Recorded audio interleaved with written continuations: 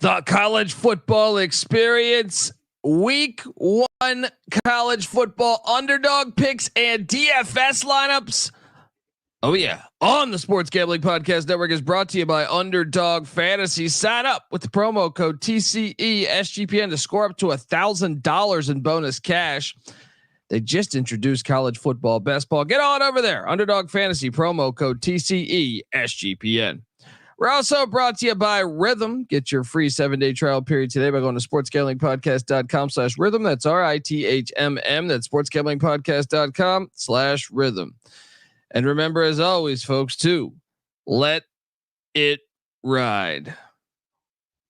This is Randy Cross. You're listening to SGPN. Let it ride.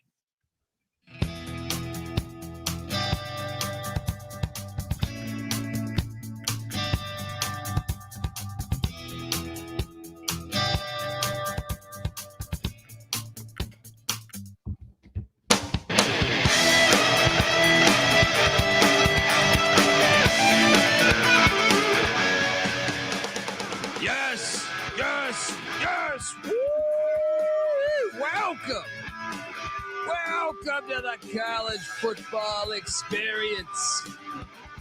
Week 1 underdog picks and DFS lineups. We are here. As I put DFS team preview. That's funny. YouTube.com/the college experience. I'm brain dead after doing all this stuff, but I'm not brain dead on picking winners, as you found out a week ago. But YouTube.com/the college football experience. We do this all season too, folks. You think we're just throwing out one little lineup? No. We're covering 4 lineups today. And we're also going to do a little live draft when it comes to a little college football on Underdog Fantasy. If you're wondering who the hell you're listening to, that's fair. My name is Colby Swinging Database Dan, aka Pick Dundee. That's not a pick. This is a pick. He was raised in the land down under, where a man thinks on his feet, speaks with his fists, and lives by his wits. When Dundee happened, he was a superstar. I'm probably drinking too much and celebrating too much and not sleeping. I would have killed a normal man, but no, that's gone. The medical advice I got from that was like being hit by lightning. Pretend it never happened and get on with your life. We are 24 hours away, or I guess a little over 24 hours away, but 30. Yeah, 30 hours away from the onslaught of football on Thursday, on Friday, on Saturday, on Sunday, on Monday, and all was good again in the world. All right. Yeah. I am joined by my co-host, whose screen might have froze. Maybe I should talk for a second. This is going great. But give it up for the DFS god himself, the rooftop IPA drinking, homebrew making, tobacco road living, the free lock giving, farmer, Herndon Basketball League MVP. Give it up for NC Nick in the place to be. There we go. Did my screen freeze? Oh yeah, like 3 times. It's fantastic. Fantastic stuff already.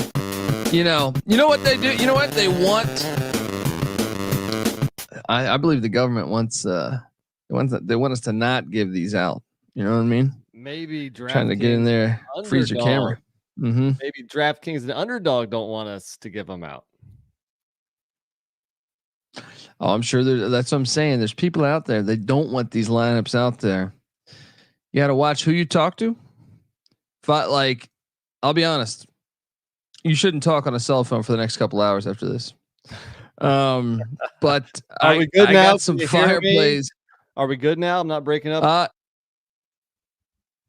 Well, your camera keeps freezing. I think you're clear on the audio side, but your camera keeps freezing, which is fantastic. But all right, well, I'm gonna hop out real quick. Talk about how you won our DFS contest. I'll be right back. Well, you throw old Pick Dundee in this group. Yeah, what he's referring to is that week 1 we did have a DFS contest, and I didn't mean to, win this thing, but sometimes you throw in a lineup and you thought you're going easy on the guys, and you rise to the top and get it done. So I did beat these bums. All right. I tried to go easy on them too. Tried to go easy. I'm joking. No, but you like my play of was it Cortez Braham there? Oh, and yeah. And by the way, if they counted, what's that? You had lots of good plays. Can you hear me? Can you see me? Everything's fine on my end. Yeah. Really? Maybe you're saying it's me. I don't know. I don't know if I'm freezing or I don't know if you're freezing. This is going great to start the season. I can hear you. I can see. No, the fine. one for me that there we go. Yeah, I had a lot of good plays, but Braham, if they had just counted the amount of times he was pass interfered, I feel like if those counted as yards, he was a problem for SMU. What were you gonna say? I was gonna say, I mean, what you didn't mention is that I won the side bet. You know, see, that's the problem with DFS. Anybody who watched that game, Tommy Malott played like shit. Look, fantasy's different than actual football. Okay, breaking news. He played horrible. Dampier was way better. Malott put up 23 points. Dampier put up 20. So I won the battle, but you definitely won the war. So not only did Braham have a nice day for you, the Nevada receiver, but Humphrey definitely outplayed Lanyata Alexander, the Montana receiver battle. And then your best play was RJ Maryland. Oh yeah. I mean, he took over the game. Yeah. I mean, look, I still can't believe that fantasy allowed Tommy Malott. Like Dampier didn't turn the ball over. Dude, you're acting like you don't know how fantasy football works. It's not always the best player. It's whoever has the best stats. That's why a lot of times, like you pick maybe a team that you know is going to be down and they're going to pass the ball a lot or something. It doesn't mean they had a better game, but you know how fantasy works. You knew that coming into the contest, and you won the contest. So what is this complaining? He gave up 2 defensive touchdowns. We're going to sit there and give this guy more points. The scoring system's off.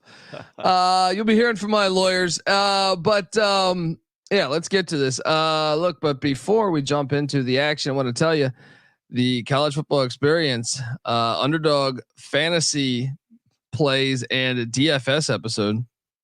It's brought to you by the Sports Gambling Podcast Network. It is Merry Football. All right. Merry football, because it's football season, and this is what we do here. We this is our season. This is our day. You got to tell the wife, the kids, look, I'll see you in a few months. All right. But right now, because it is football season, everything in the merch store is 10% off with the promo code football.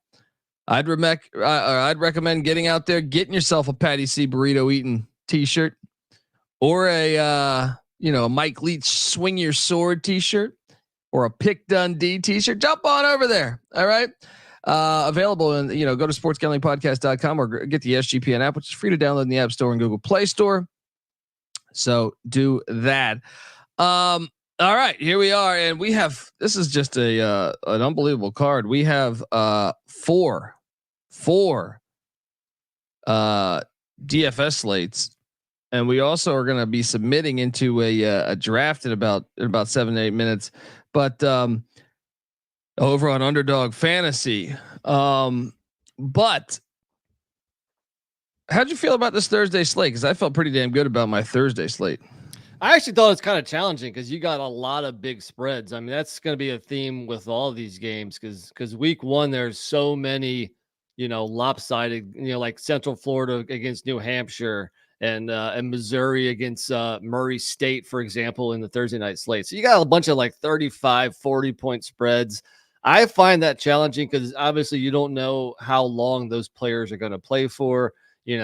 For example, can Jalen Daniels put up 30 fantasy points in 3 quarters of football? Will he even play 3 quarters of football? I would pull him early. I mean, because Lindenwood is at they're kind of a one of the shittier FCSs, so it's like I would assume they pull him early, especially some of the quarterbacks with the injury pass. How long is Cam Rising going to play against Southern Utah in a game that they're favored by 38, I think, or something? KJ Jefferson against New Hampshire. So I found Thursday night. I feel like Thursday had more of these than the other slates, but these games, these type games, these blowouts are present in those slates as well. So week one's always a little tricky because of that. Shout out to Damani, who's already talking about a sleeper for Saturday. Cole Spence, Diego pissing Pavia's number one target there at Vanderbilt. Do we know if Pavia's won the job? Last time I heard yesterday that it's still a competition and a starter has not been named. They have not named a starter, I think, on purpose, but I would be shocked if Diego Pavia is not starting, because when you come over with the entire staff from New Mexico State that won that many games, and he was voted team captain of Vanderbilt. Maybe the coaches are playing coy a little bit and not releasing information on purpose. They think that gives them advantage. But for all the the DFS world and the fantasy world, we say fuck you very much, because we'd like that information. Well, like Damani, I think he's close to the Vanderbilt football program. So even him saying this. Is he working on it? Is he? Look at this. They have not named a starter, but he's captain. Yeah. But by close to the program, does he have a hard hat on? Is he working on? Yeah, that's true. He works in the. He's part of the construction team. He's on a forklift. He has no relation with the university. He's just close to the program. Yeah. He was the guy that was basically in charge of keeping that scoreboard up that was hanging from the crane. Nice. Shout out to Lane Gretzky in the chat. I was listening to Mac previews, and then y'all came on live. Perfect timing. What's up, NC Nick and Dundee? I'm joking, Damani. He says proud alum. I know, brother. But yeah, so I stayed away from those, to tell you the truth. I stayed away from all those ones that I think could get out of hand for the most part. And my quarterback, now I don't know that I've seen that he's officially the starter. I'm just going to count on him. And this is a little bit of there was a game last season where this guy, I think, started, or the head coach had 3 quarterbacks in. But I'm going with Logan Smothers, the Jacksonville State Gamecock, as they are taking on Coastal Carolina Thursday. I cannot wait to watch this game. 6,500. We know Rich Rod quarterbacks can be stat gods. So he's got some wheels too. No more Zion Webb to deal with. So you would think it's Smothers' team, but you're right. There's a little bit of a gamble there, because you never know exactly what Rich Rod is going to do. Yeah, I just don't think both defenses are going to be very good. So I just think points in that game will happen. Yeah, I know we already previewed this, and I favored the under in that game, actually. But I don't mind the play. It's a little risky, but it could definitely pay big rewards. I had kind of a mixed approach. I did roster a couple guys in a couple games that might get out of hand. My first quarterback is one of those guys. I'm going to go Brady Cook for Missouri. His boy. At 8.5K. I thought the top quarterbacks on the slate were too expensive. I mean, Shedeur Sanders is going to play the whole game, but he's 10K.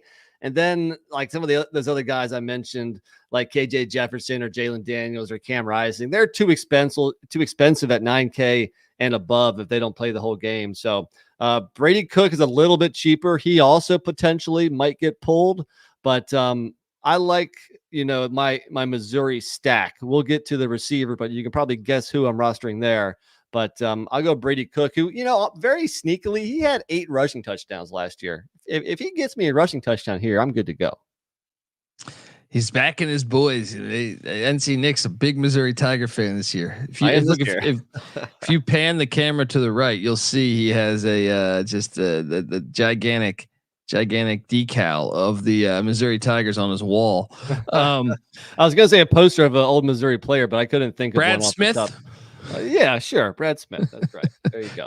What, you want to go real school, old school? James Wilder. Okay. But interesting. I mean, I do think they're going to put up a shit. Now, I still think they might pull him though.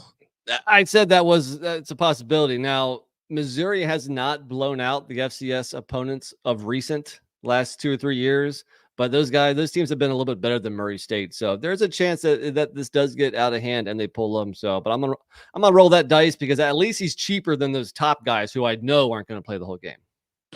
Well, I'll stay in that game. I do have someone in that game.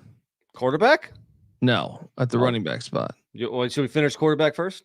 Oh, okay. Well, my captain, my super flex, or not my captain, but my super flex is Shador Sanders at 10,000. Okay. I think they are gonna put up probably in the 40s, late 30s, early 40s in this game. And when I look around and see, first off, I'm glad that North Dakota State's perhaps their best player on their whole team, that their safety spot is not playing, especially in the secondary. Yeah. So and then I look and that's their real edge in this game to me is LeJontay Wester, Travis Hunter, Jimmy Horn. Those guys are going to have a huge advantage to me against the secondary of North Dakota State. So that was my play at 10,000 there. I mean, I like the play, and it makes sense to get pieces of this Colorado passing attack. For me, the 10K was a little too rich for my blood. So I think you need north of 35, 40 fantasy points in order for it to be worth it. But the fact that you went with a really cheap second quarterback, then that's kind of blended in. So no, okay, I see what you're doing over there. Well, the angle is he's going to play the whole game unless he gets injured. Right. No, I hear you. My second quarterback, another guy that I'm a big fan of. He used to piss Teal. Also potentially could get pulled in the second half, but he's only 7.1K. I'm going to go with NC State's Grayson McCall, another dual threat guy who could potentially get a rushing touchdown. The matchup is right against a Western Carolina team that gave up 56 to Arkansas in their FBS game last year. So and that could have been worse. Not my only problem is I think your quarterbacks are only going to give you like a half and a half. So you're going to have one game where I'm sitting over here with two games. Both of these games could be a little bit closer than expected with NC State and the Missouri games. I think they both play at least 3 quarters. We'll see. We'll see about that, buddy. Look, folks, I want to tell you that the college football experience, Underdog college football plays and DFS episode, it's brought to you by Underdog Fantasy. Yes, Underdog Fantasy Pick'em gives you a chance to win 1,000 times your entry, or play fantasy football the right way with Best Ball. Yes, Best Ball Mania is live with $15 million in prizes. I'm actually going to enter one right now and see, Nick. Let's see. I'm going to go into a battle royale, as they say. Week 1, the $5 battle royale, right? Yeah, I'm entering that right now. As am I. And we'll see when this thing fills up. As not really sure what is happening here. I'm getting a location error. What? Yeah, me too. Actually, hang on. Confirm. Oh, you want just go in again. I'm in. Really? Just hit OK and then just go back in. Okay, battle royale. Enter. Confirm. No, it's not letting me. All right, let me try to refresh. You can do Underdog in California, right? Yes, I can. Well, I'm gonna hop out, so we don't want this to start. Hang on, hold on. Let's try it right now. Let's try one more time. Confirm. Nope. It's not letting me. All right. Anyway, why is that?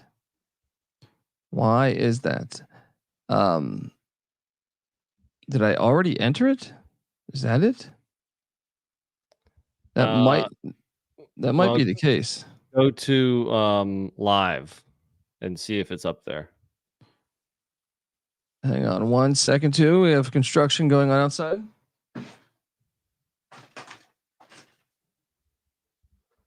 Live college football. You have no live drafts ready. So you're not in it. So try they took my money. Did they? Yeah. Huh. I don't understand. What about active? Under live? Go to the active tab. So there's lobby active completed live. Lobby active completed live. I You don't see that. No. Well, See, this is pick'em drafts. no. So up top. So you should be in drafts, and then up top there's. Well, see, I'm on my phone at least. But there's once you're in drafts, there's lobby active completed live results, and you want to make sure you're not inactive. Oh, I got you. Active drafts. Draft now. Are you in one? No. Okay, so you're not in that one. Enter. Confirm. It will not let me. Okay. I don't know what the hell to do. I tried. Did it draft without me? No.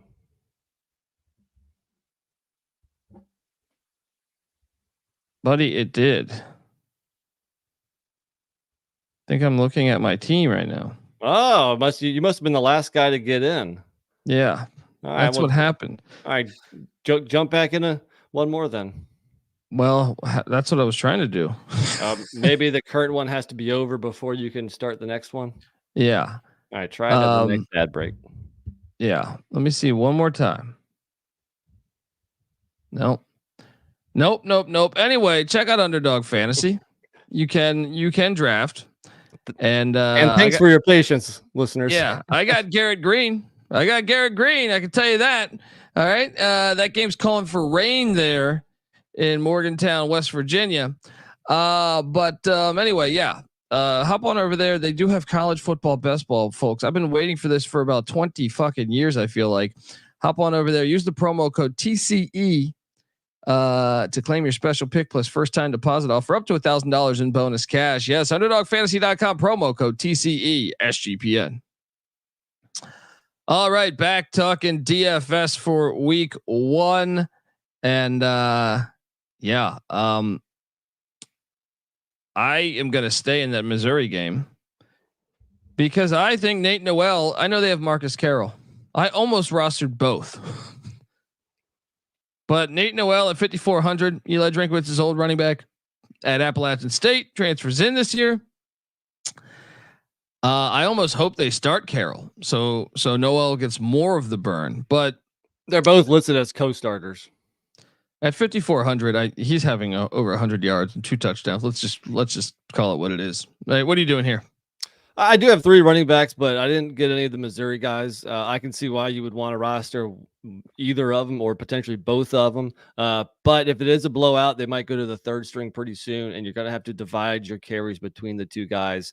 My 3 running backs are all between 4.7 and 5.3K. I'll go back down to Jacksonville, Alabama, and roster Anwar Lewis for 5.3K, especially with Ron Wiggins injured. Last year's leading rushers, Malik Jackson and Zion Webb, have both graduated. So, I mean, that leaves Anwar Lewis. Maybe that Georgia transfer, Andrew Paul, but he only had a handful of carries for Georgia last year. I think Anwar Lewis is going to be the guy with Wiggins out, and the price is right. So let me get him. Interesting angle there because the running backs for Rich Rod always eat too. Exactly. Kind of like that angle. He's 5.3K.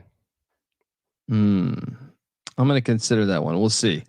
What I do like about my second running back though, what happened last year with the Kansas Jayhawks? Oh, Devin Neal got injured. They're going to want to play him, just like Jalen Daniels really, where they get just a little bit of burn. Daniel Heeshaw at 5,700 is going to have an 80-yard touchdown in this game. Look, Lindenwood Penitentiary is not prepared for the Lance Leipold offense, I'm sure.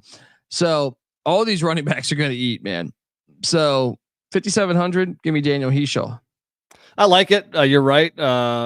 Kansas is going to put up a lot of points, a lot of rushing yards. I'm concerned that their third string guy might get some carries too, because with Heeshaw, I like the third string too. Yeah, I mean, with Heeshaw, he's been around for a while, so it's not like he doesn't necessarily need the game reps, much like Neal. So I didn't roster any of those guys because I got some cheaper guys that I like more, but certainly not a bad play. I'm going to go back to NC State. I'm going to go Jordan Waters, the Duke transfer, for 5.2K. I'm a big fan of his. I hated him leaving Durham. NC State's running backs last year were awful. This is going to be the Jordan Waters show this year. There's nobody else on that depth chart that can even compare to him. So I think he's going to just run wild through the catamounts. And the price at 5.2K, yeah, sign me up. He's going to get benched, though, by the second quarter, right? Depends on the score. I mean, the one thing Western Carolina can do is put up some points. If they put up enough points to keep it kind of within arm's reach, I mean, if it's at the half, say it's 31-10, you can't pull starters if you're just up 3 touchdowns. You got to pull starters when you're up like 5 touchdowns. So I think, again, he plays at least 3 quarters. I mean, your Kansas guys are in the same boat. I think they'd give more carries to, but Western Carolina is a whole lot better than Lindenwood. So Kansas might be up 5 touchdowns in the second quarter. We'll see, buddy. I have a third running back. How about you? Did you go 3 running backs? Yes. This is the question of me jumping on Jacksonville State's running back, or do I go with Micah Bernard against Utah, knowing Cam Rising's injuries? I don't even think they're going to have him throw much. Again, Utah is going to get a lot of rushing yards. Who gets those rushing yards? I think Bernard. I think I saw him atop the depth chart, so he's at least starting. But they got Glover and at least one other running back there. I like the play, but I didn't roster him. What's his price? 5,800. But that's what I'm saying. Do I go Jacksonville State because Jacksonville State could be running the whole game, but like I almost think if you're Utah, you're like if you're Andy Ludwig, you're like, hey, let's put Cam Rising out there. We'll do a couple passing plays, but let's just hand the ball off and dominate this game. That's why I think week 1's tough, because you're trying to balance that. You're trying to balance guys and blowouts versus guys that play the whole game. Yeah, I think I'm going to go to the Jacksonville State one because I think you're right that playing the whole game, especially in a Rich Rod offense where they don't like to pass the ball. Yeah. So I will alter my lineup. Good advice by you, NC Nick there. Hey, I got a guy that's even cheaper. Maybe I can convince you on him. I know you're a big FCS guy. You probably know about Jamar Curtis. I do. Running back for Lafayette, who went for 1,500 yards and 17 touchdowns last year. Finished out the season 100 yards the last 3 games. He was even over 200 yards twice last year. Watch out for those leopards, man. I told you a lot. I think Lafayette's going to win, and Curtis regularly gets between 25 and 30 carries. So talk about a bell cow. He is it. And Buffalo was not good stopping the run last year, 115th in the nation. So Jamar Curtis for 4.7K rounds out my backfield. And that's going to be a game too. I don't think either of those or the Coastal game will be a blowout. I actually think the Coastal game might be more of a chance of a blowout than the Lafayette Buffalo game. I got a draft starting in 60 seconds. I thought I hopped out of that. When you hop out of it, that's what I thought. When I hopped out of it, it still drafted for me. So it's sneaky. You got to watch out there. Yeah, I'll join you on that one. All right. Because I feel like that one could be a game longer. Curtis. Okay. Yeah.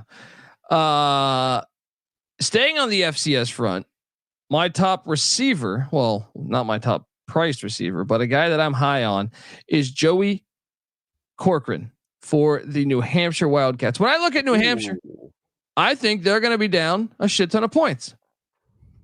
Pass to stay in this game. They lost Max Brosmer to Minnesota. They bring in the kid from Maine. I think Corcoran is one of the more experienced receivers still left on this roster. At 4,900, let me take a flyer on someone that I think they're going to have to pass the ball more. Well, I mean, you are deep sea diving, my friend. He was not on my radar. He had 30 for 320 yards and just 1 touchdown last year. But he's a projected starter this year. Okay. He obviously he wasn't your most expensive receiver. No, you're not going. Okay.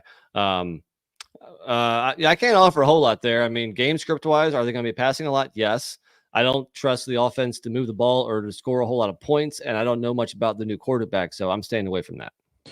Well, I mean, I can tell you this: Logan Tomlinson graduated, so I mean, their top receiver graduated. Yeah. That's why he slides into the starting position there.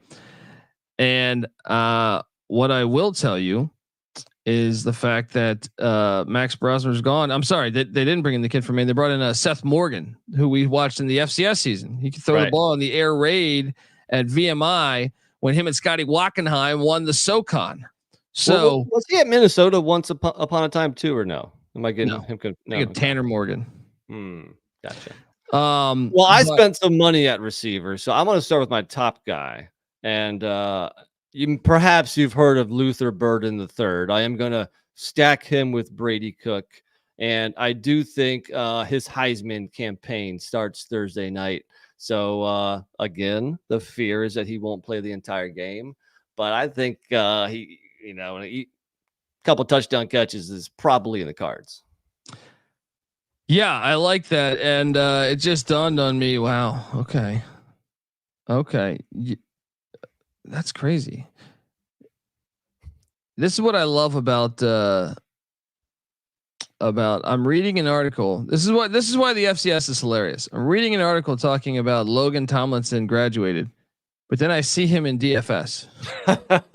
So apparently I guess he got an extra year of eligibility, maybe the COVID year. Maybe he's a grad student. So I mean, maybe he got his undergrad. Well, why put that in the article then? Because it tells. So switch over to Logan Tomlinson. He was their number one wideout for New Hampshire a season ago.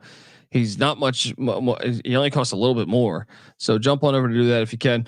But jumping to my big time plays, I am going to my highest price wide receiver.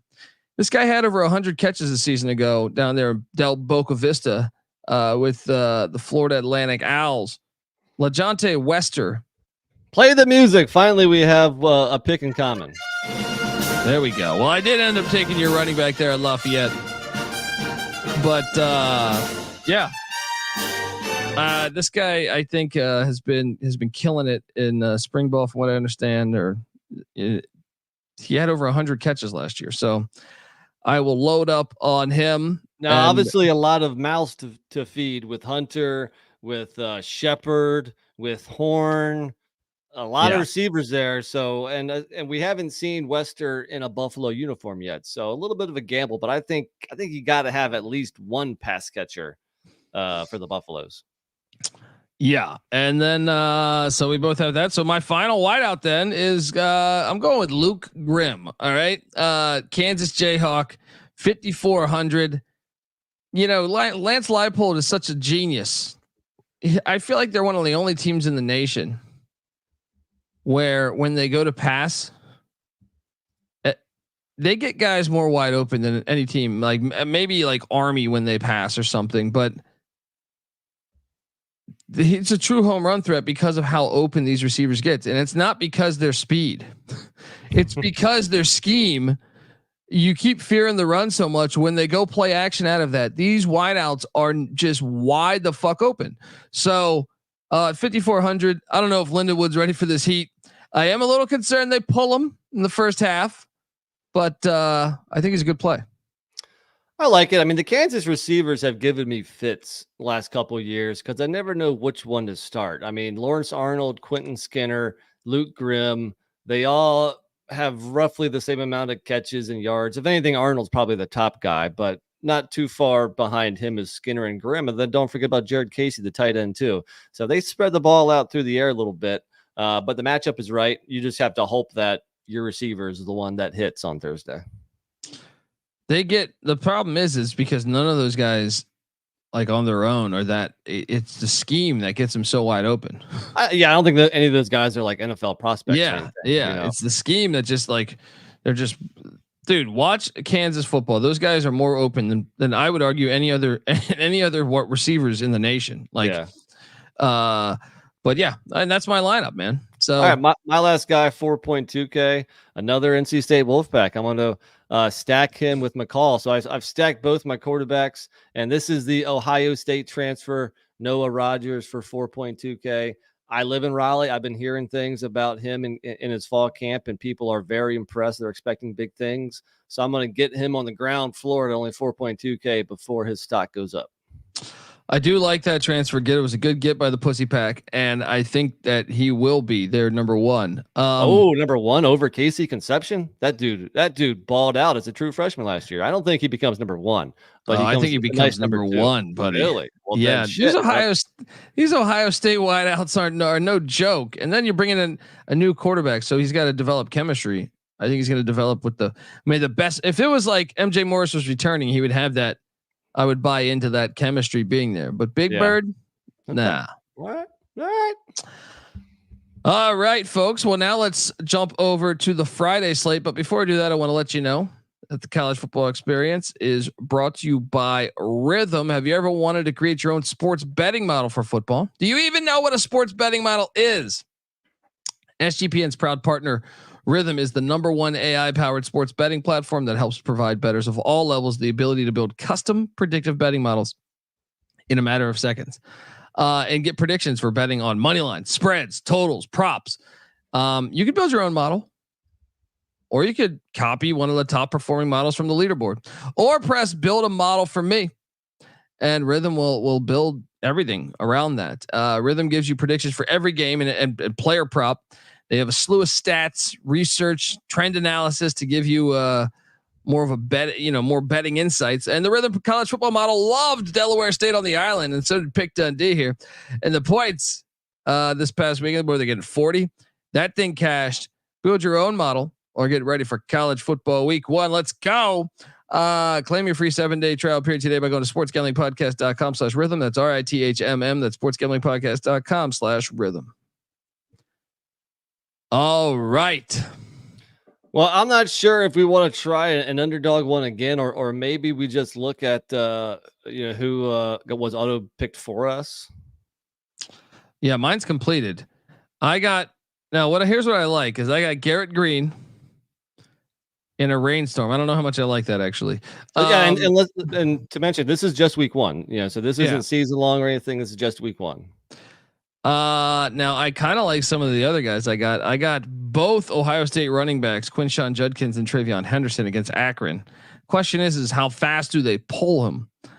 Both of them. And then I got Jamal Banks, the Wake Forest transfer at the wideout spot for Nebraska, and Dylan Raiola. I like that one. And then Jonte Cook for the Texas Longhorns there as they're taking on Colorado State. And then at the tight end spot, I got Oscar Delp from the Bulldogs of Georgia. How about your roster? My auto draft, and I didn't have a chance to like power rank my players or anything, so I'm not that big of a fan, especially if it's raining in that Texas game. So I got Quinn Ewers, which I mean that's a fine play. I think he could put up some big stats. At running back Phil Maffa, who season long, I think Phil Maffa is going to be really good. But I probably would not draft him going up against the Georgia defense. I actually gave him out as a play lower on Underdog Fantasy. I think his rush total is like 73 or something. I think just Georgia. That defense is going to be crazy. And then I got a double stack with Ewers. I got Isaiah Bond and Jonte Cook. So we share Jonte Cook, but those two receivers are very unproven. First year in the system for both of them, if I'm not mistaken. So apparently I need the Texas passing game just to go wild. And then I got Jeremiah Smith, the true freshman wide receiver for the Buckeyes, who we'll talk about him later. And then my tight end is Thomas Fedone, the big Cornhusker tight end. So I would not have drafted this team. So watch me win it. There you go. That's what's great about Underdog Fantasy, though, adding this best ball. It's just so many ways to get down. It's beautiful. Yeah, it is fantastic. Get on over there. Promo code TCE SGPN, folks. Friday slate. How'd you feel about Friday slate? You liked it more than Thursdays, it seems like. Well, there's less of the blowout games, but on the other hand, there's only 4 games to choose from. I focused heavily on a game that you probably agree with me, and that is the TCU Stanford game, the 10:30 at night. The nightcap is going to be a lot of points in that game, so I favored that one heavily. But it would have been nice if they gave us a few more options, I suppose. I mean, no Duke Elon in there.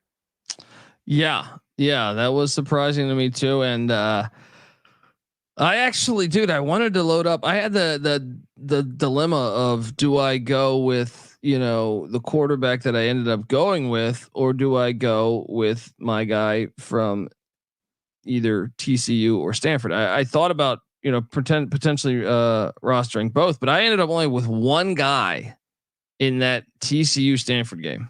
Well, our roster is going to look different. I will say that I did roster both quarterbacks. I got Josh Hoover, the Horned Frog quarterback, for 8.5K, and Ashton Daniels, the Stanford quarterback. I mean, Hoover, towards the end of the year, he was playing his best football. His last 2 games, he put up over 400 and a couple of touchdowns against Baylor, about 350 and 4 touchdowns against Oklahoma. I think he's ready to produce once again. And then Ashton Daniels, second year in the system. Troy Taylor wants to sling the rock all across the field. You saw flashes last year. He was inconsistent. The team wasn't very good. But like the Washington and the Colorado games, I mean, he threw for over 350 in both those games. So like you mentioned it, I went with both of the quarterbacks in the nightcap. Makes a lot of sense. I just saw opportunity. I went with Aiden Childs. I'm not sure. FAU's got rated in the portal. Now I know it's game 1. I think Aiden Childs is going to be in the National Football League. So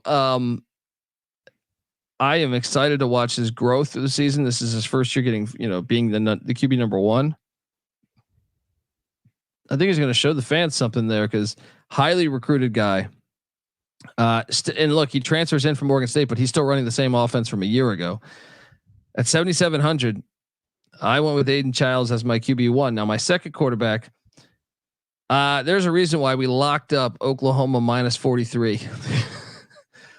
Jackson Arnold, I think they want to get him in the Heisman mix, so I think he's going to stay in a little longer.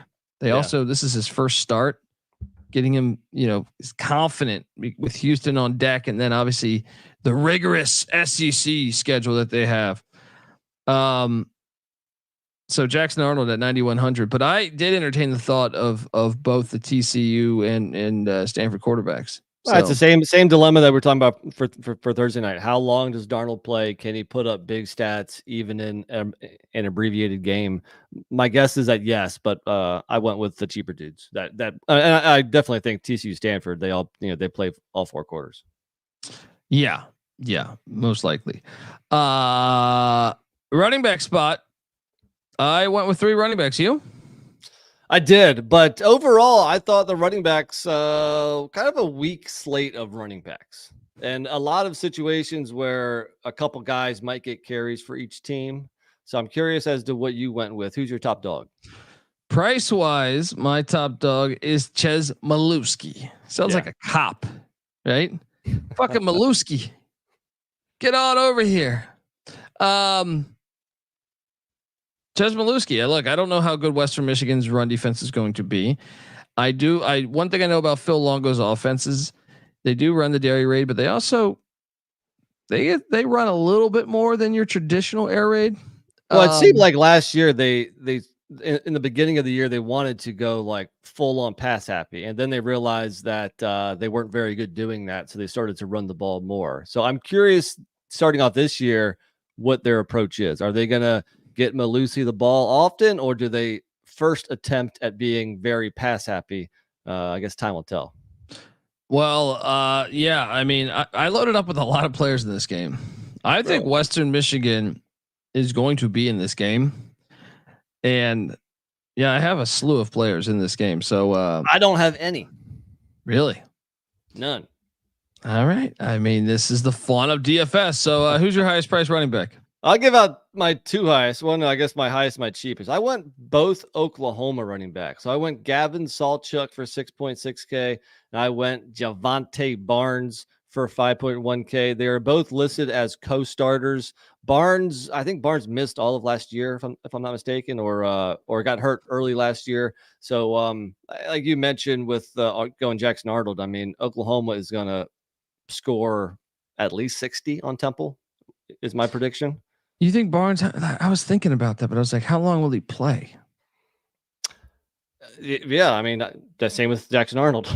that is the gamble. Arnold, no, I think it's a little bit different Because you think they're gonna try to put him up in like Heisman, try to get some crazy stats. Well, not only that, he's never started a game before. I think they want just live bullets from him of like, hey, now I'm sure they probably pull him at some point. I just think they're going to keep him in longer than probably a lot of the ones. Yeah. Because they want him to next week you play a Power 5 school. So, I think that is one that was my logic there, was like, they need this guy to actually like have game reps. Sure. No, it makes sense. I mean, and hey, that's the gamble. But all I know is that Oklahoma is going to put up a lot of points, and I think they're not really going to have to pass the ball much in order to do that. So that's why I went Barnes and Salchuk. I flirted with the idea of Malusi and what he's they're right around the same price. 6,900, right? Yeah. Well, actually, I didn't have the money. I spent every last dollar, so no side bet there. But I don't know. Let's go Sooners. Boomer Sooner. Well, my second running back's on the other side of that game. 1,000-yard back from a season ago, old Jalen Buckley for Western Michigan. And shout out to Daniel in the chat. But we already talked about some others. I that was my quarterback for the Thursday slate. But Buckley, look, I don't trust this Wisconsin defense at all. I don't think they're there yet. I think if anything, Western Michigan proved to me that they can move the ball a little bit. I think Buckley's going to get his. That's a good volume play. I didn't roster anybody from this game. A little worried about the rushing attack against a Big Ten team, but he's going to get carries. So you got that in your favor. Yep. And I got one more running back, unless you had anything more to say about Buckley. No, you only have one. Oh, yeah, that's right. Because you went with both Oklahoma running backs, right? Right. Okay. So I went with the TCU running back, Cam Cook. I'll have to pay attention a little bit because he has a injury designation. He's currently probable with a little bit of a hamstring issue. But it sounds like he's good to go. He'll be the number one back. And again, I got as many pieces of this TCU Stanford game as I could. I like it. I mean, I know they have the Alabama transfer behind him, but he didn't play much last year either, though. They were kind of expecting big things from him last year. I'm drawing a blank on his name right now. But he seems like he's the number 2. The depth chart. Trey Sanders. Yes. Right. The depth chart did not have an either or. Didn't have co-starters. It had Cook, solidly above Sanders. So I like it. Look, one thing I know, if you follow Jonathan Smith, go back to his days where he was OC of Boise State. Doug Martin was getting the rock. Well, at Oregon State, he definitely gave Damian Martinez his share of the pill. And even before Martinez was Fenwick, Nathan Carter, the projected starter for Michigan State, the UConn transfer from a couple years ago at 6,300. I think they're going to give him the ball. And I think he's going to get a strong dosage of it. So 6,300, Nathan Carter. My problem with him is that I want to see what they do with Lynch Adams, the transfer. Was he from Temple or UMass last year? UMass, I believe, right? All those Northeast teams. Yeah. No, I think he was on Temple. Temple. One of the two. Yeah. Anyway, I thought he was a pretty damn good running back. They brought him in, and I thought Carter was a little disappointing last year. To be fair, the entire program was disappointing, and they couldn't do much offensively at all. It makes sense to roster a Sparty running back. I just kind of unclear on how those carries are going to be divvied up. So I stayed away. All right, you're gonna lose money. Wide receiver position. What'd you go with as your top dog?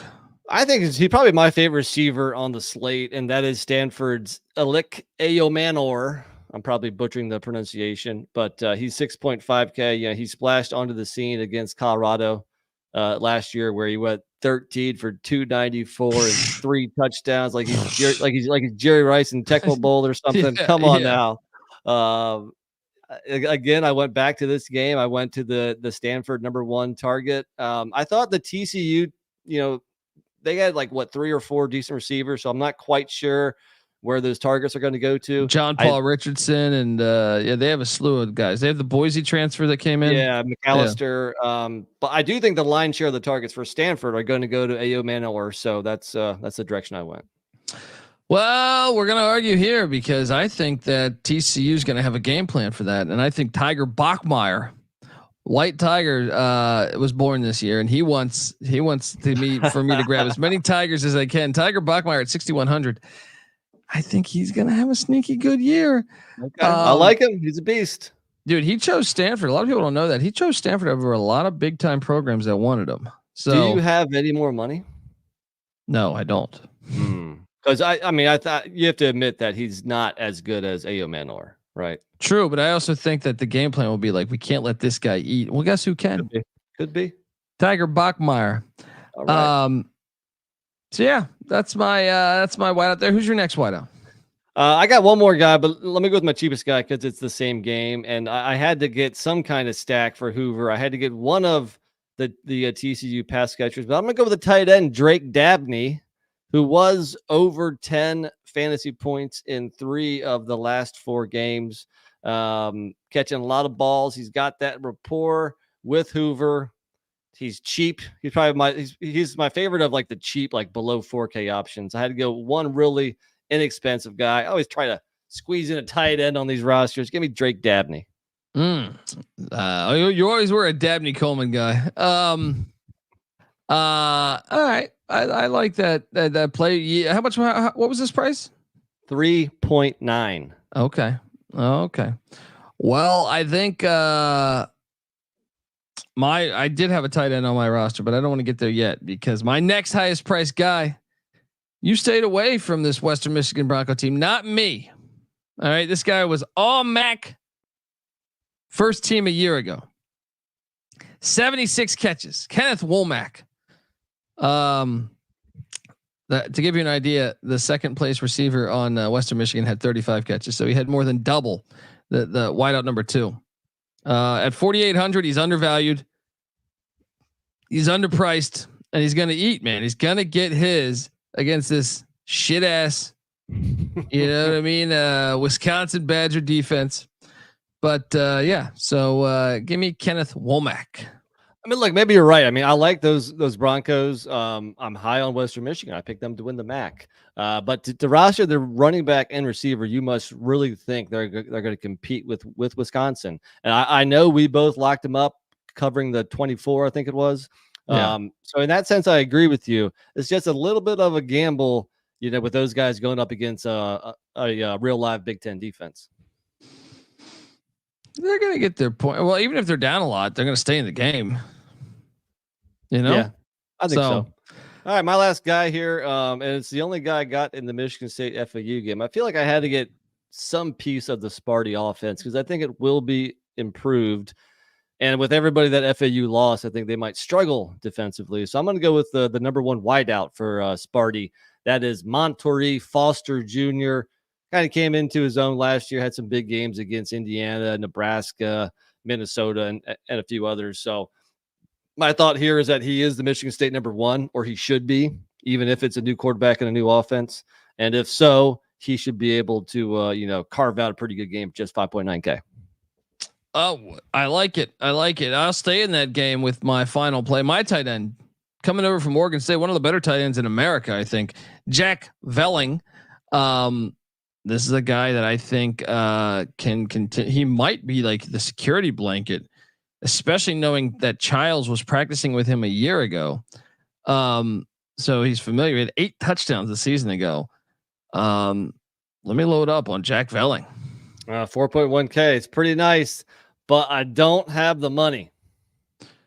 Well, let's see if you have the money on Saturday. I actually thought the Thursday slate I felt more comfortable with than the Friday slate. I think I agree, but if TCU Stanford goes into like the 40s or 50s, then I might be in pretty good shape. And I think there's a decent chance, both teams are in that range. Agreed. All right. Now Saturday slate. Once again, folks, you have a Saturday slate, a Sunday slate. Two Saturday slates, but then we don't have the Sunday and Monday yet, but they will be available, and we invite you to come play You can follow us at TCE on SGPN, also youtube.com/the college experience. Saturday's lineup was a lot of fun, dude. Here's where I went a little wacky. Yeah, this was fun. This was a fun one to me. So I went just one quarterback in this, and that's what I mean when I say a little wacky. Well, I mean, if you look at quarterbacks, especially towards the top, like I don't think Carson Beck, he wasn't putting up like big fantasy numbers last year, and I don't expect him to do that against Clemson either. So with him being the most expensive quarterback, there was a pause for hesitation there. And I mean, Cam Ward, a tough road game in his first game, trying with a new offense, new receivers, etc. I didn't feel great there either. So my one and only quarterback, there's drone strikes in Nashville. I know our guy in the chat is a Commodore, but and even if Vanderbilt covers or hell, even if they win, I still think Kyron Drones and with his arm, his legs, everybody they have coming back on the O-line, Drones is going to put up big numbers regardless. 8.3K. That's the direction I went. Okay. I like it. Even though Diego Pissing Pavi is the better quarterback. All right. Did you roster Diego Pavia? I thought about it, man. But there's too many good quarterbacks on this slate. I push back on your assessment. See, I love the running backs in the slate. So again, we're gonna have lots of differences. So who did you roster?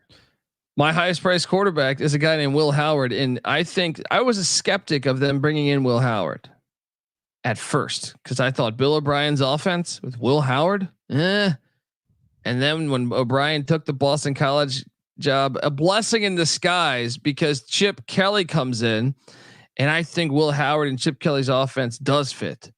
So they're playing Akron. They're 49.5 point favorites or 50 point favorites.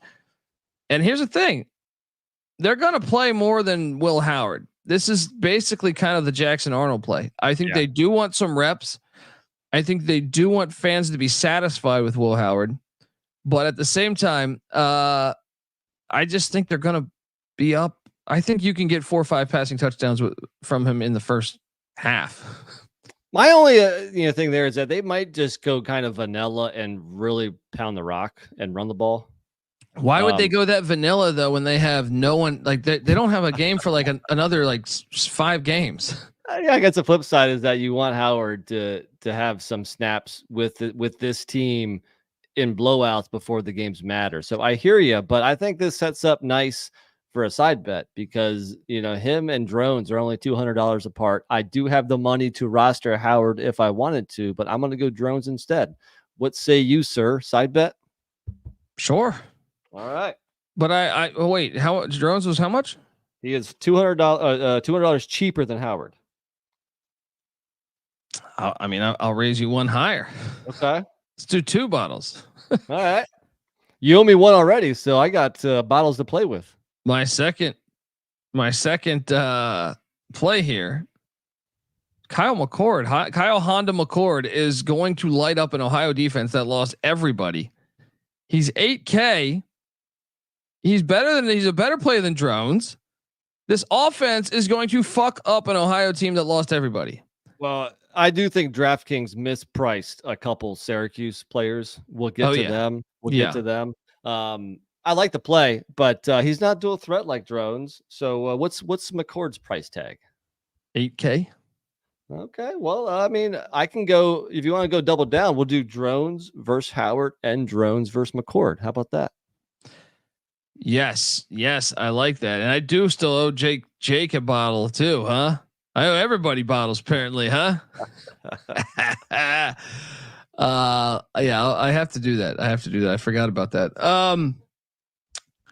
Yeah, that's what I'm saying. You're gonna lose on this. McCord's gonna go off on them. I'm big on the Syracuse minus 17 there against Ohio. I like that as well.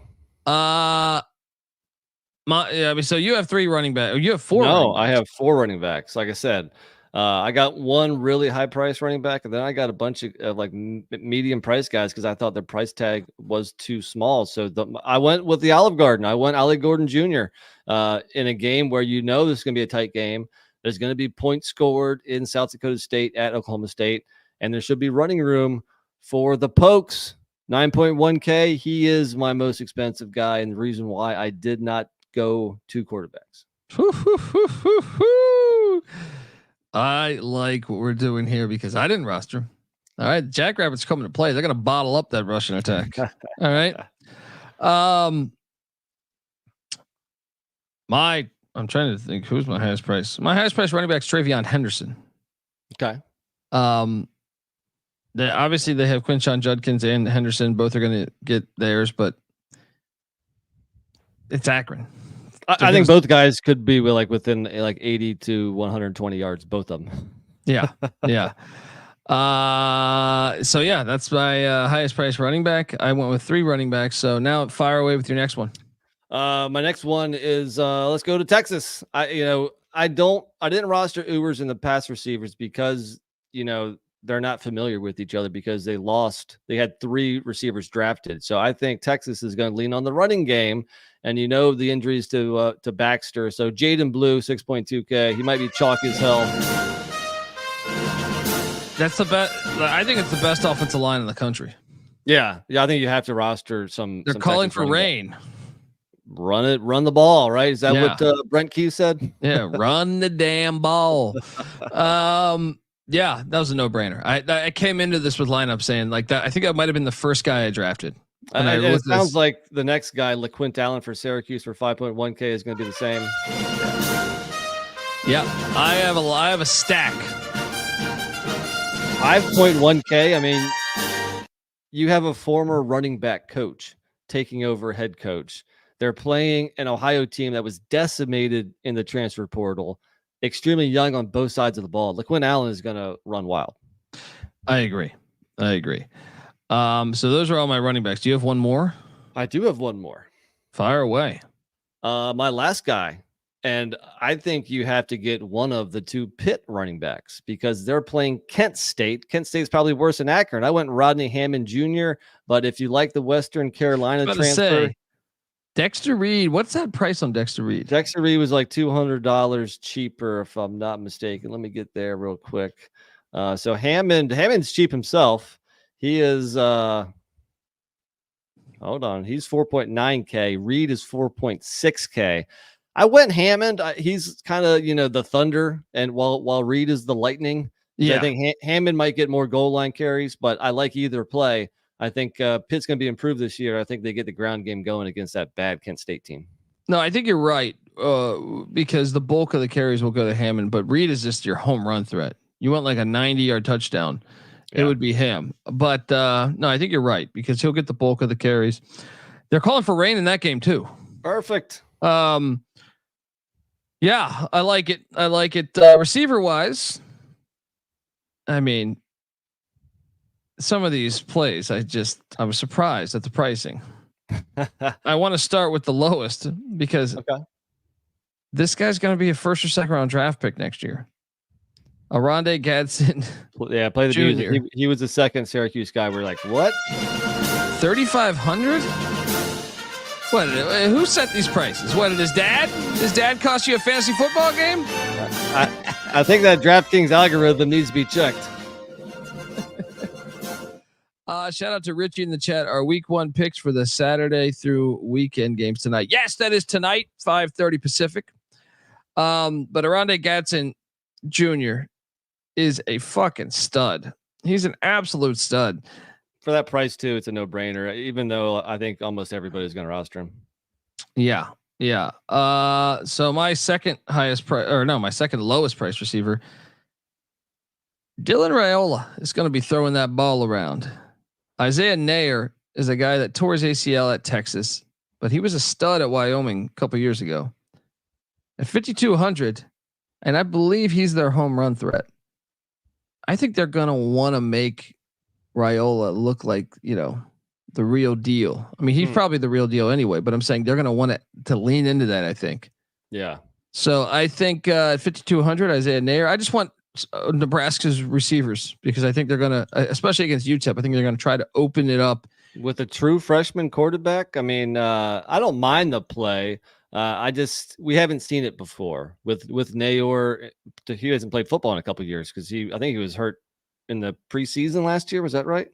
I think that was 2 years ago. Last year, I think he was dinged up like periodically, but he was slow on the recovery from that injury. Yeah. Do you have any money left over? $100.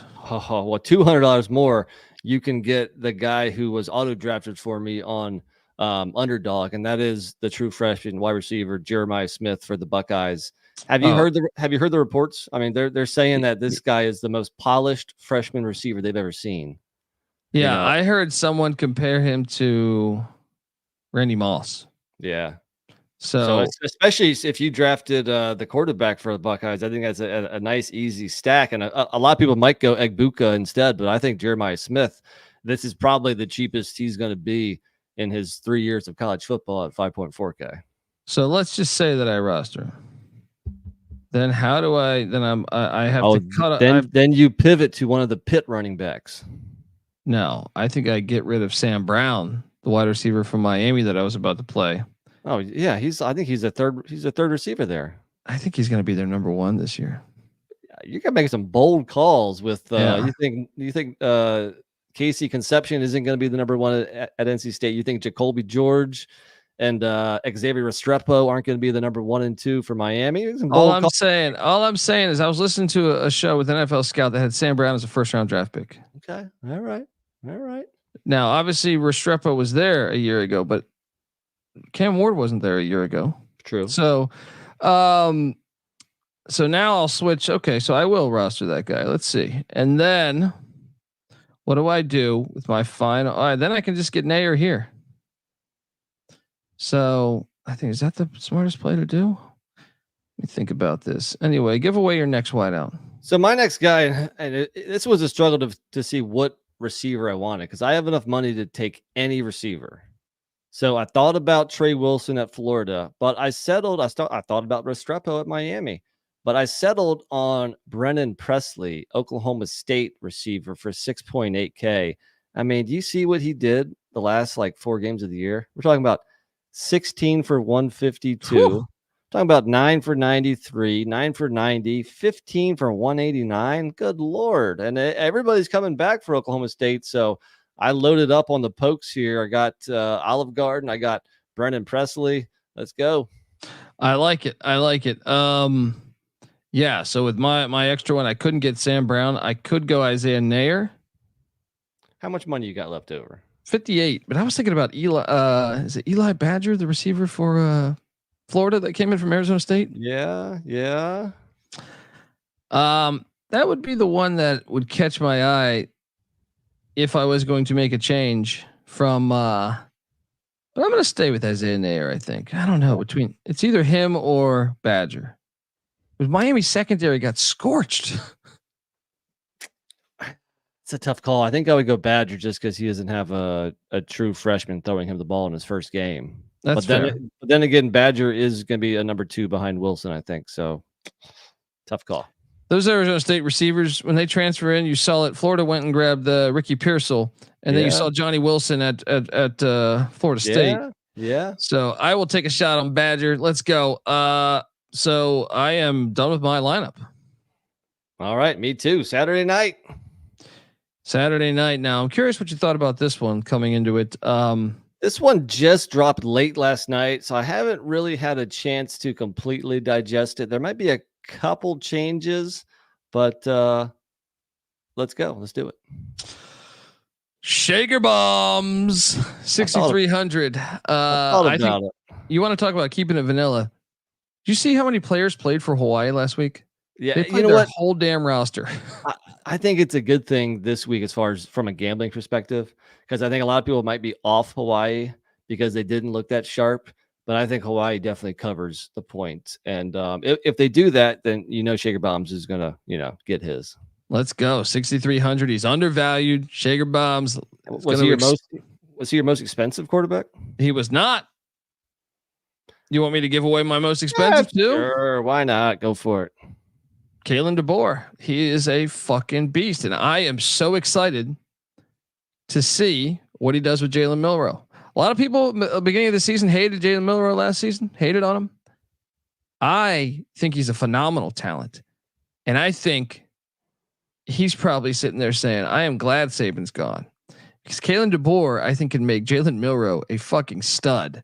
I'm so excited to see what they can do with him.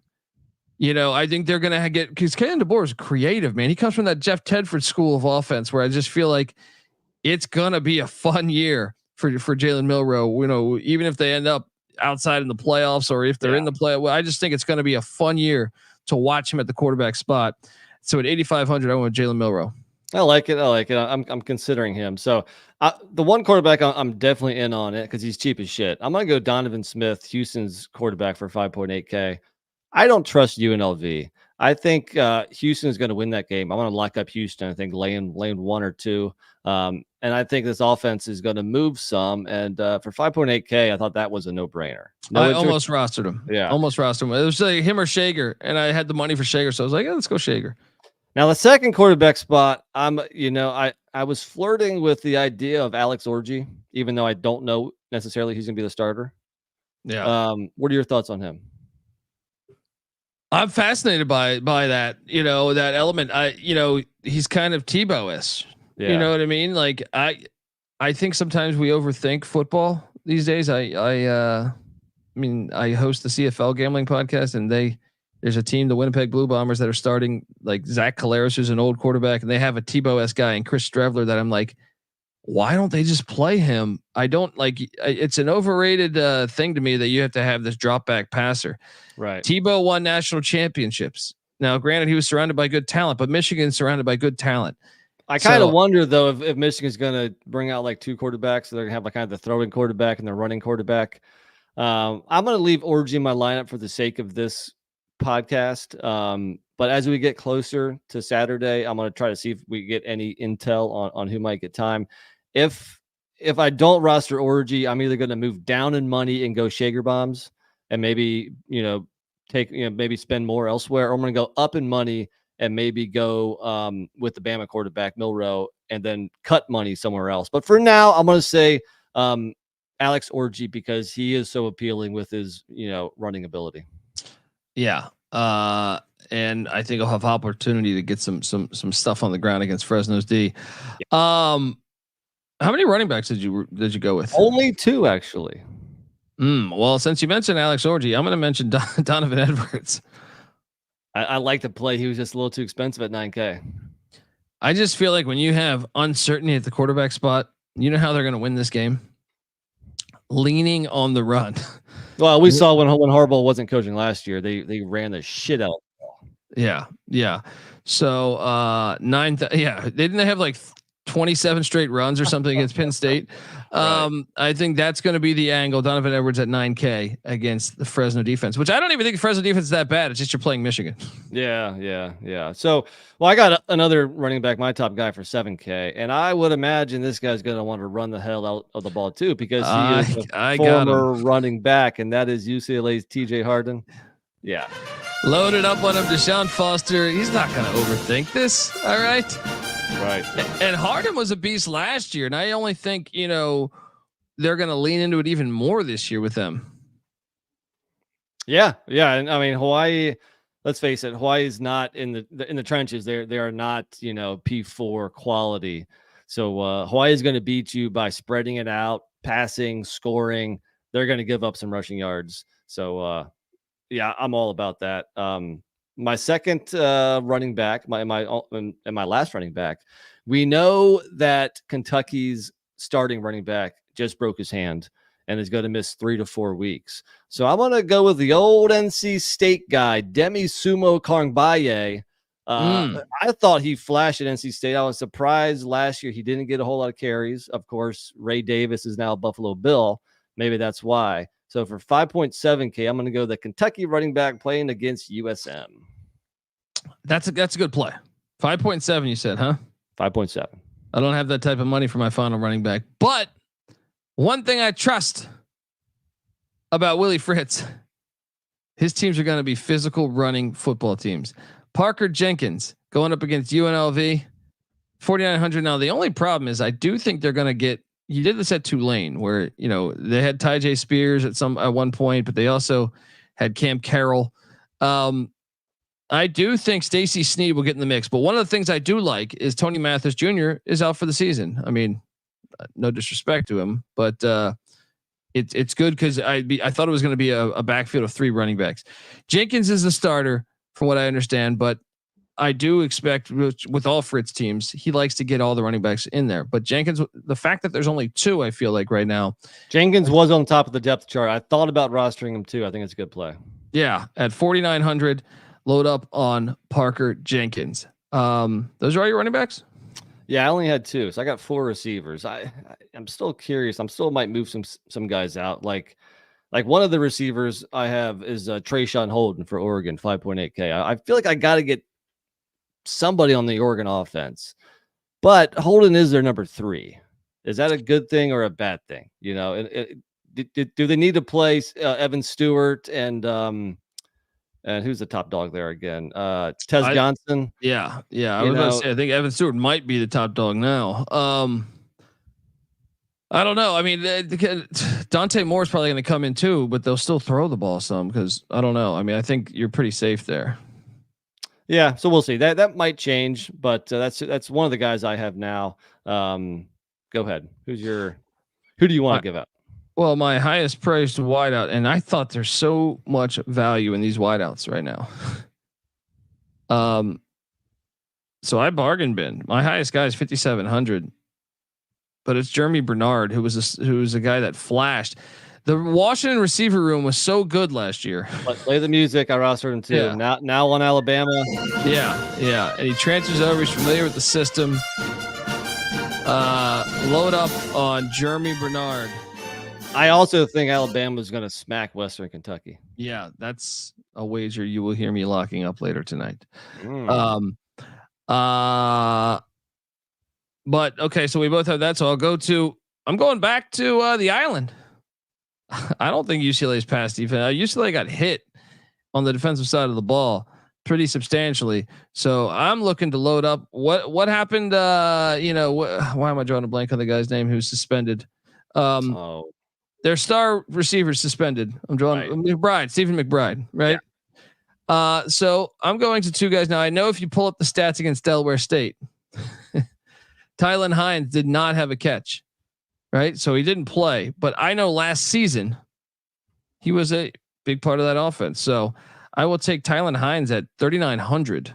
Right. And I'm stacking him with Pofele Ashlock, who did have 5 catches for 81 yards for those Rainbow Warriors all over this Rainbow Warriors offense. And that concludes my Saturday lineup. I like it. Going high on Hawaii. All right. I can see why. I mean, given the right scenario, that passing game is one of the best in the country. So I like it. My last 2 guys, I'm going back to the UNLV Houston game. I need to stack somebody with Donovan Smith, and that will be maybe the best name in all of college football. Joseph Manjack the 4th for 4.9K. Got to get one of those Houston receivers. I wasn't quite sure which one. He's in my lineup for now. And then a bring back in the same game on the opposite side. My highest receiver, Ricky White the 3rd. He's a beast. UNLV's receiver. I mean, he had like half the games last year. He had over 100 yards. And EA Sports disrespected him. That's right. So he's thinking about that going into week 1. Yeah, I think it could be points in this UNLV Hawaii game. So Houston, not Hawaii. I'm sorry, you're right. Yeah, UNLV Houston. I still might move around a couple pieces here just because this, like I said, this slate came out late last night. But so far, that's what I got. All right. Yeah, I kind of like the late night slate, man. I do too. Let's do it. I think that's my favorite one. Folks, that's our show. We're going to be doing this every single week. If you're not familiar with us, we are the College Football Experience. Give us a follow on Twitter at TCE on SGPN. NC Nick's on Twitter at NC__NICK. I'm on Twitter at TheColbyD. Make sure you jump on over to YouTube, youtube.com/the college experience as we break down all of this action. Later tonight, 5:30, we have our week 1 preview and picks. We're going to pick every game on the Saturday, Sunday, and Monday slate. So load the fuck up. Get on over there. Also, youtube.com/the college experience is the home for all of our other stuff too. The college basketball experience, Moneyline Mac having all these great coaching interviews going on right now. When the season tips, will be live every single night of the season.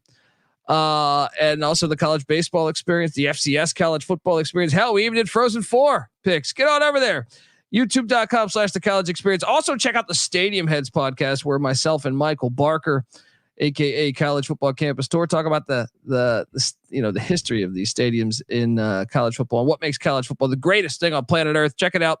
YouTube.com/@StadiumHeadsSGPN. Check out the Sports Gambling Podcast as well. We had a great interview with Randy Cross yesterday. So anyway, till next time, folks. This is the College Football Experience. You better start thinking about yours. And we out of here. Run and shoot. We can really run and shoot.